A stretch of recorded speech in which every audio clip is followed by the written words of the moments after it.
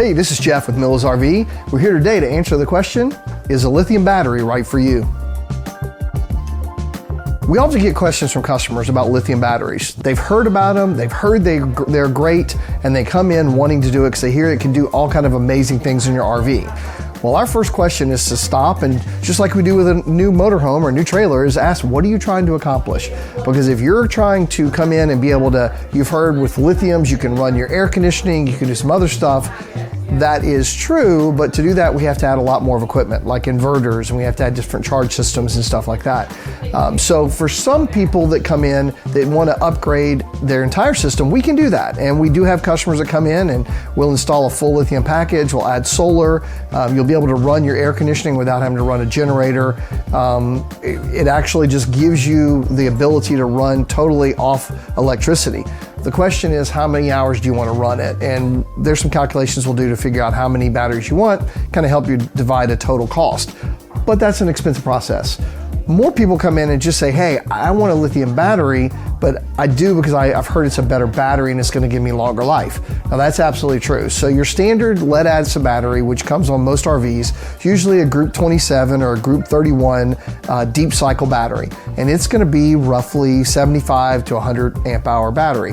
Now that 100 amp hour battery for a lead acid is going to roughly get you about 50% of that power is usable, as opposed to a 100 amp hour lithium battery where 90% or more is usable. So you actually end up getting almost twice the usable power out of a lithium battery than you do for a lead acid. So that's one huge advantage, is a lithium is going to give you a lot longer use out of the same battery. So we even have customers that might say have a motorhome that have two lead acid batteries, they want to replace it with one lithium.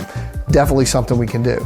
There will be some things that have to be changed. If you have a newer unit that's been made within the last several years, your converter, your charging system inside the unit will probably be either an auto detect or one that can be set to lithium. We'll help you to figure that out. If not, you might have to change your charging system out to be able to get that ability to charge the lithium faster, because that's one of the benefits, is it'll charge much faster as well as hold the charge much longer than will the lead acid. That brings us to another really good point about it, is the life expectancy. A lead acid battery, if you get 2 years out of them, they'll say they'll go 4 years, and if you maintain it really well, take really good care of it, don't run the charge all the way down to zero, you might get 4 years. But typically, a year to 2 years is really what we're seeing with lead acid batteries. An AGM might be double that. Well, the lithium, we can see, 7, 8, 9. Most of these come with a 10-year warranty on a lot of these batteries. So it really gives you a lot longer life expectancy. A normal discharge number on a lead acid is typically somewhere between 200 to 300 total discharges, where on a lithium it might be 3,000 to 5,000. Some of them even claim 10,000 discharges on the lithium. So it will last much, much longer. So all those are positive. It's also lighter weight, another big thing I can do.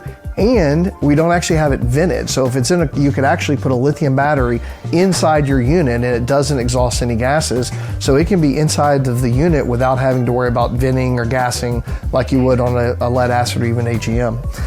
What's the negative? The negative is price. It's not really negative, it just is you're paying for what you get. So for a lead acid battery right now, you can pick one up between $150 and $200 for a 100 amp hour battery.